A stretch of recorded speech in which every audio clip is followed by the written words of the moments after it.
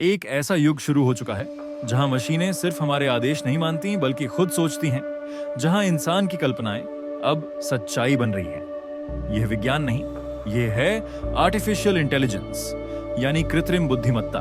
भारत, एक देश जो कभी तकनीक में पश्चिमी देशों से बहुत पीछे था, अब एआई क्रांति का नेतृत्व करने के लिए तैयार है। ये कहानी है भारत में स्मार्ट मशीनों के उदय की। एआई या आर्टिफिशियल इंटेलिजेंस का मतलब है एक ऐसी तकनीक जो कंप्यूटर को इंसान की तरह सोचने, समझने, निर्णय लेने और सीखने की क्षमता देती है। सिंपल शब्दों में कहें तो मशीनें जो खुद सोच सकती हैं। एआई कोई जादू नहीं है, ये गणित, डेटा और लॉजिक का जबरदस्त मिश्रण है।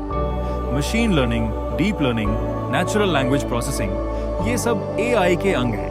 1970 के दशक में जब अमेरिका और यूरोप में एआई पर रिसर्च शुरू हुई, भारत में आईआईटीज और आईआईएससी ने भी छोटे पैमाने पर एआई पर काम शुरू किया। लेकिन संसाधनों की कमी, निवेश की कमी और सरकारी ध्यान की कमी के कारण यह विकास बहुत धीमा रहा। 1990 के बाद जब भारत में कंप्यूटर और इंटरनेट ने दस्तक दी, तब जाकर एआई पर असली रिसर्च शुरू हुई। लेकिन असली क्रांति तब आई जब 2016 में जियो ने इंटरनेट को घर घर पहुंचा दिया।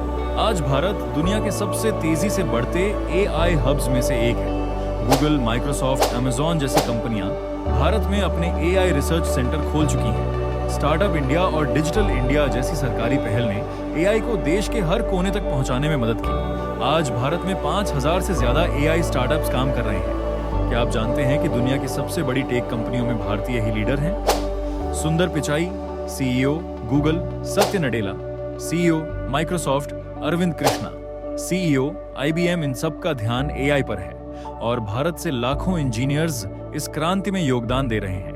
भारत में भी कई लोग एआई को आम जनता की सेवा में ला रहे हैं, जैसे कि Rohit Ablakha, ex CIO, Wipro AI initiatives, Manish Singhal, PI Ventures. Health sector, AI based diagnosis से डॉक्टर अब तेजी से बीमारी पहचान सकते हैं। निरामय, एक ऐसा स्टार्टअप है जो एआई से बिना किसी रेडिएशन के ब्रेस्ट कैंसर डिटेक्ट करता है। एग्रीकल्चर, एआई पावर्ड ड्रोन्स और सैटेलाइट डेटा से किसान अब सही समय पर फसल बो सकते हैं और कीटनाशक का उपयोग भी कम कर सकते हैं। एजुकेशन, बायजूस, विदंतु और एआई ट्यूटर्स